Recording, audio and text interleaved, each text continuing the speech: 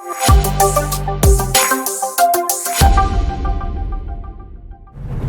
I'm Lindsay Hildorfer, and I'm a science teacher at Wenatchee High School. Hi, I'm Shelley Forster, and I'm also a science teacher at Wenatchee High School. And today we're going to take you through the third letter in the LEARN acronym, A, which stands for ASK, where you ask the person you are concerned about whether or not they are thinking of suicide. One of the big misconceptions is asking about suicide will encourage it or implant the idea in someone's mind. However, it is found that talking about suicide actually helps reduce the stigma around it. This allows the person in crisis to talk more openly about their feelings. It's important to be direct when asking about suicide. Asking something like, "Are you thinking of harming yourself?" is too vague. It won't tell you if they're actually thinking of suicide versus something like self-harm.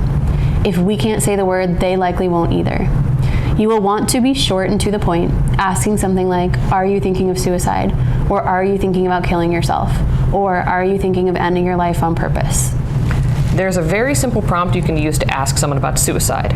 It starts with "sometimes when people are," and you list the different things you noticed that worried you. You finish with "they're thinking about suicide," and "are you thinking about suicide?" Again, you can fill in the blanks with specific examples that you observed that made you concerned in the first place.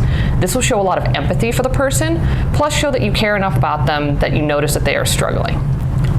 Hey Shelley, I notice you haven't been hanging out with people or talking with us a lot lately, and you've been feeling kind of isolated, and I'm really starting to get worried about you. I was wondering, are you thinking of suicide? No, I'm not thinking of suicide. I have struggled with suicidal thoughts in the past, but I've been working really hard with a therapist, and my husband is supporting me through it. But I am going through a really rough patch at home, and I really appreciate you checking in with me. So now you've asked, what if they say no? You want to try not to sound relieved.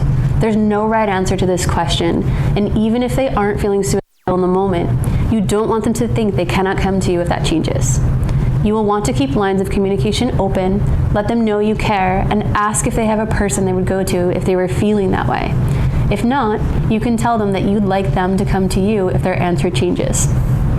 However, what if they say yes and ask you not to tell anyone?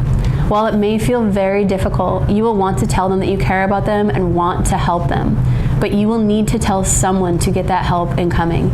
You do not want to leave them alone until help arrives.